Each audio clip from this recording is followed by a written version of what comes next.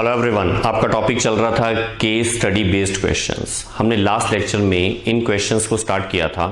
Actual में questions अलग से कोई कंसेप्ट वाइज कुछ भी नहीं है। मतलब जितने चैप्टर्स अभी तक आपने रीड कर लिए, बस उसी में से कुछ क्वेश्चन अलग से उठा लिए गए हैं और उसको केस स्टडी की फॉर्म में आपके सामने रिप्रेजेंट किया जाता है। मैंने आपको लास्ट लेक्चर में भी कहा था, बहुत सिंपल से क्वेश्चंस हैं, आपने देख भी लिया। लेकिन कई बार ऐसा होता है कि क्वेश्चन लेंथी होने की वजह से ज़बरदस्ती हार्ड लगता है, जबकि ऐसा था नहीं। आपने अभी तक एक क्वेश्चन लास्ट लेक्चर में ऐसा देखा था। अब एक क्वेश्चन हम जो नेक्स्ट टॉपिक उठाने वाले हैं वो है ट्राइंगल्स वाला। याद है आप लोगों को? ट्राइंगल्स में मेन सिमिलैरिटी की बात होती है, फिर सिमिलैरिटी से रिलेटेड कुछ थ्योरम्स आई थी। बीपीटी का यूज़ हुआ था, पाइथागोरस का यूज़ हुआ था, सिमिलर ट्राइंगल का यूज़ हुआ था, SAS, ASA, डबल ए, याद होगा आप लोगों को। उन्हीं में से कहीं ना कहीं कोई कंसेप्ट होगा। तो पहले क्वेश्चन आराम से रीड करते हैं। आपकी स्क्रीन पे क्वेश्चन चेक करो। Two trees are standing parallel to each other. The bigger tree 8 metre high cast a shadow of 6 metre. नीचे देखो, टू ट्रीज के डायग्राम दे रखे हैं। साइड में उसको है ना ABCD और E इस फॉर्म में रिप्रेजेंट करके टू ट्राइंगल्स भी बना रखे हैं। तो अब यहाँ देखो, बोर्ड पर चेक करो। देखो क्वेश्चन मैंने वही का भी नोट किया, बस मैंने टू ट्रीज के डायग्राम नहीं बनाए। एक्चुअली में मेरी ड्राइंग अच्छी नहीं है तो मैंने वो ड्रॉ नहीं किया। तो मैंने बस सिर्फ है ना ये ट्राइंगल शो कर दिए। AB ये जो है ये बिगर ट्री है जिसकी हाइट हमें दे रखी थी 8 मीटर। और जो इसकी शेडो है, शेडो कौन सी है इसकी? A से लेकर E तक, ये है 6 मीटर कंप्लीट। ठीक है, यहां लिख दूं 6 मीटर। ओके, अब चेक करो, ये जो CD है ये सेकेंड ट्री है, स्मॉल वाला। फर्स्ट पार्ट इज, एक बात और, टोटल 5 पार्ट है। आपको पेपर में 4 ही अटेम्प्ट करने होते हैं। ठीक है, ऊपर लिखा हुआ आएगा क्वेश्चन में, लेकिन हम एक बार सारे के सारे कवर करेंगे। ठीक है, अब ध्यान से सुनो और थोड़ा सा टाइम बचाना है। हम तो देखो आराम से कर रहे हैं, आपको जैसे जैसे लगे कि आपसे फास्ट हो सकता है आप फटाफट आंसर निकाल लिया करो। जैसे इस क्वेश्चन में चेक करना, if AB and CD are the two trees and AE is the shadow of the longer tree, then. अब आपको ये पूछ लिया कि इनमें से कौन कौन से ट्राइंगल सिमिलर हैं।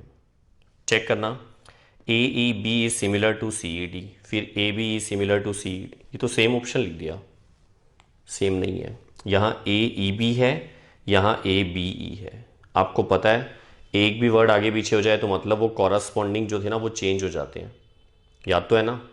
तो हम एक काम करते हैं, हम इसको बाद में रीड करेंगे, हम अपने अकॉर्डिंग चलते हैं। हमें पता है कि ये टू ट्राइंगल, एक ये बड़े वाला ABE और एक ये CDE वाला, इनको अगर मुझे सिमिलर करना हो तो मुझे टू एंगल्स दिख रहे हैं सेम। एक तो ये 90 है, ये 90 है, मतलब A का कॉरस्पॉन्डिंग C हुआ और एक एंगल E वाला कॉमन है। ये बड़े वाले ट्राइंगल में भी आ रहा है, छोटे वाले ट्राइंगल में भी आ रहा है। मतलब हम कह सकते हैं A की जगह पर C होना चाहिए, E की जगह पर E होना चाहिए। बेटा कंसेप्ट ये पता तो है ना सबको, इसीलिए मैं थोड़ा फास्ट चल रहा हूँ। और B की जगह D होना चाहिए। तो चेक करो, फर्स्ट वाले में A की जगह C बिल्कुल सही है, E की जगह E बिल्कुल सही है और B की जगह D ये भी बिल्कुल सही है। तो A is the right answer. फिर भी एक बार फटाफट से देख लेते हैं कि बाकी गलत हैं क्या। वैसे जरूरत नहीं है आप लोगों को, लेकिन फिर भी हम एक बार नॉलेज के लिए देखें। यहाँ देखो मिडल में B आ रहा है, यहाँ E आ रहा है। B कोई E के सेम थोड़ा है, E की जगह तो E आना चाहिए था क्योंकि वो कॉमन था, तो B तो रॉन्ग हो गया। इसमें चेक करो, A की जगह D आ गया, A D के इक्वल नहीं है, A तो C के इक्वल है। इसी तरह B की जगह D आ गया, फिर ये तो सही हुआ।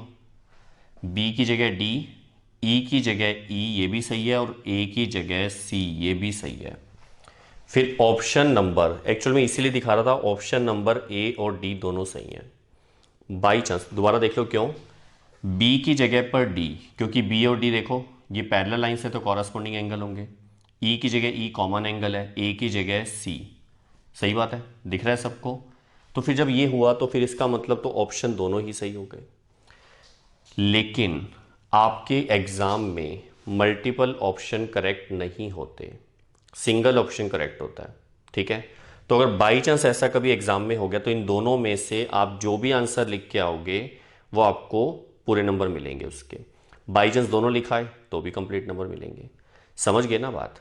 ठीक है, तो आप में से अगर ऐसा कभी हो गया बोर्ड एग्जाम में तो आपको दोनों आंसर में से कोई भी एक टिक लगाओ या दोनों टिक लगाओ, वो सही होंगे।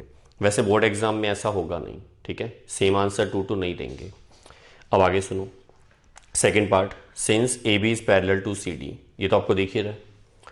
सो बाय बीपीटी, थेल्स थ्योरम भी बोलते हैं इसको, वी हैव, अब इनमें से चेक करना है कौन सा सही है, ये यहीं से देखना पड़ेगा। देखो अगर हमने ए ई अपॉन सी ई लिया तो इधर बी डी अपॉन डी क्या ऐसा होगा? देखें एक बार, ए ई हमारे पास ये रहा है ना, अपॉन में सी ई, अपॉन में सी ई, ए ई के अपॉन में अगर सी ई लिया तो बी डी के अपॉन में डी ई, बिल्कुल गलत है। क्यों? अगर आपने इधर ए ई लिया तो आपको इधर बी लेना पड़ेगा। बेटा थेल्स थ्योरम तो पता है ना, कॉरस्पॉन्डिंग रेशियो लेने होते हैं। जब ए ई लिया, जब कंप्लीट साइड ली तो इधर बी लेना पड़ता, तो इधर ए ई लिया तो इधर बी नहीं लिया हुआ, मतलब ये वाला गलत है। अब इस पर आओ, ऊपर ए सी है, नीचे ए ई है, ए सी के अपॉन में ए ई लिया, इसके अपॉन में जब ये लेंगे तो इधर बी डी के अपॉन में बी लेना पड़ेगा, ऐसा नहीं है, ये भी गलत है। देख लो ऊपर बी डी नहीं है। इस पर आओ, ए ई अपॉन सी, ए ई के अपॉन में सी ई, इसके अपॉन में जब ये लिया, इसके अपॉन में ये, तो इधर बी के अपॉन में डी होना चाहिए, बी के अपॉन में डी नहीं है, रॉन्ग हो गया ये। ठीक है, इधर आओ, ए ई अपॉन सी, ए ई अपॉन सी ई क्या हो गया? बी अपॉन डी के इक्वल, बी अपॉन डी, मतलब डी जो है ये करेक्ट हुआ। ये बात समझ आ गई अच्छे से? कोई डाउट? अच्छा, कोई ऐसा हो जिसको ये लगे कि sir A E upon C equals to A B upon C D, ये नहीं समझ आ रहा भी ये गलत क्यों है? देखो आप खुद देखो, इन्होंने बीपीटी का यूज करवाना था, ए ई अपॉन सी ई, ए ई अपॉन सी ई का answer A B upon C D के इक्वल। सिमिलर ट्राइंगल से, जैसे मैं यहां से बात करूं, बेटा मेरी बात ध्यान से सुनना, जब हमने ए ई लिया तो इधर सी ई लेना पड़ेगा रेशो में, पता है ना सीपीएसटी का rule, corresponding parts of similar triangles, और इधर अगर मैं ए बी लूंगा तो मुझे सी डी लेना पड़ेगा, मतलब वैसे ये सही है, लेकिन ये बीपीटी के अकॉर्डिंग चल रहे हैं, तो बीपीटी में हमें ना इनका रेशो लिया करते हैं, थर्ड साइड का नहीं लेते हैं, वो सिमिलर ट्राइंगल का यूज होता है। गलत नहीं था, अगर सिमिलर ट्राइंगल वर्ड होता फिर ये ऑप्शन भी ठीक होता, ये भी ठीक होता, फिर वो चल जाते, लेकिन अभी बीपीटी का यूज करना है तो फिर ये वाला सही है। क्लियर? समझ आ रही है बात अच्छे से? Third part, if the ratio of the height of two trees is 3:1, then shadow of the smaller tree. यहां देखो छोटी सी कैलकुलेशन करते हैं। इस वाले ट्राइंगल में, क्योंकि ये हमें पता है कि ये सिमिलर है ना, तो मैं लिख सकता हूं ए ई के अपॉन में सी ई, यहां लिखता हूं, देखो ए ई के अपॉन में C E equals to E B के अपॉन में E D, E B upon E D, और इक्वल्स टू ए बी के अपॉन में सी डी, ए बी के अपॉन में सी डी। ठीक है, अब इनमें से हो सकता है हमें सभी ना चाहिए हो, हमने तो एक बार लिख लिए। अब चेक करो, हमें बता रखा है टू ट्रीज जो हैं उनकी हाइट का रेशो 3:1 है। फर्स्ट वाला ट्री ए बी है, सेकेंड वाला सी डी है, इनका रेशो बता रखा है 3:1, यानी A B by C D, इसका आंसर दे रखा है 3/1। ठीक है, और ई बी और ई डी, ई बी और ई डी ये हमें नहीं चाहिए। क्यों नहीं चाहिए? क्योंकि हमें शेडो की बात कर रहे हैं, शेडो नीचे वाली है ये, तो हम इसको नहीं लिख रहे बीच में, इसको हम हटा देते हैं, हम इसको उठाते हैं। ए ई की जगह 6 है और सी की वैल्यू हमें नहीं पता। समझ आ रहा है? इसको इधर मल्टीप्लाई करेंगे, ये डिवाइड में लाएंगे तो सी का आंसर आ जाएगा 2 मीटर, यानी option number A is the right answer. Clear? अब इसके बाद फोर्थ पार्ट चेक करो, the distance of point B from E, point B from E, B point की ई से डिस्टेंस, मतलब हमें बी निकालना है। अगर मैं, ध्यान से देखना, मैं इसी का यूज करता हूं, इसी के अंदर देखना, इन दोनों को देखो, लेकिन इससे ई डी हमें नहीं पता, तो इससे बेनिफिट नहीं होगा। देखो मतलब A B by C D, और हमें किसका आंसर निकालना है? B from E. तो फिर ऐसा क्या करें जिससे आंसर आए, मतलब क्योंकि हमें देखो इसका रेशो पता है 3:1 है, लेकिन ई बी और ई डी में से कुछ भी नहीं पता, तो अगर आप यहां ऐसे पुट करोगे तो फिर आंसर नहीं आएगा। अगर आप सोचते हो इन टू को इक्वल लें, ए ई हमें पता है, सी हमने पता कर लिया, फिर वही बात होगी, लेकिन ई बी और ई डी में से कुछ भी नहीं पता, फिर तो इस मेथड से तो आंसर नहीं आएगा। तो हम एक काम करते हैं, थोड़ा ध्यान से देखना इधर, बी ई और ए बी और ए, मतलब ये बड़े वाला ट्राइंगल देखना एक मिनट सभी। इस बड़े वाले ट्राइंगल में ये 8 है, ये 6 है और हमें बी निकालना है। आ गया समझ में? मतलब आपके दिमाग में भी आ गया होगा यस सर ये तो बहुत इजी था। इसमें हम पाइथागोरस का यूज़ करेंगे किसके अंदर? बड़े वाले ट्राइंगल ए बी ई में। In triangle A B E by Pythagoras theorem क्या होगा? A B square plus A square equals to B square. सीधा लिख दूं 8 का स्क्वायर प्लस 6 का स्क्वायर, सही है ना? Hypotenuse square equals to base square plus perpendicular square. ये 64 और ये 36 तो ये 100 हो जाएगा और स्क्वायर रिमूव करेंगे तो बी का आंसर आ जाएगा 10 मीटर। तो 10 मीटर का मतलब option number A, this is the right answer. Clear? इस पे आओ, ये तो बहुत इजी है। हमें पूछा है एरियाज का रेशो बताओ, ए बी ई और सी डी ई का एरिया।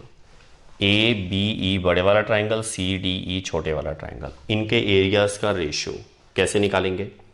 देखो अगर हमें इनके एरियाज का रेशो चाहिए तो हम एक काम करते हैं कि हम यहाँ पर सिमिलर ट्राइंगल, क्योंकि सिमिलर हम पहले ही कह चुके हैं इनको, तो सिमिलर ट्राइंगल वाली प्रॉपर्टी क्या थी कि इनकी कॉरस्पॉन्डिंग साइड, जैसे मान लो मैंने A B upon C D ले लिया, मैंने यही लिख दिया, तो इसका स्क्वायर याद आया आप लोगों को? ये थ्योरम आपने रीड की हुई है कि इसके स्क्वायर के रेशो के इक्वल होता है।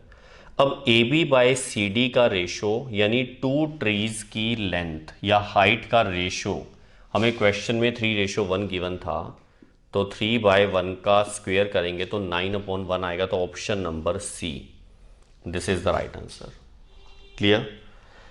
समझ आ गया अच्छे से? ओके, अब आप इसको नोट करो। इसका मतलब आपने एक बात देखी होगी कि एक्चुअल में ये जो MCQs हैं, जो केस स्टडी बेस्ड क्वेश्चंस हैं, इनमें ना बहुत इजी काम है, लेकिन है ना ये एक्चुअल में पूरा चैप्टर का निचोड़ होता है। ये सारा कुछ डाल देते हैं 4-5 पार्ट्स में, है ना, लेकिन इजी पार्ट हैं, एक दूसरे से रिलेटेड हैं, तो ये क्वेश्चन आपको बेनिफिट देंगे बहुत ज़्यादा, ये जल्दी भी हो जाएंगे आपसे। ठीक है, तो चलो नेक्स्ट लेक्चर में हम फिर मिलते हैं और इसी टाइप के कुछ क्वेश्चंस और करेंगे। तब तक के लिए हंसते रहिए और स्वस्थ रहिए।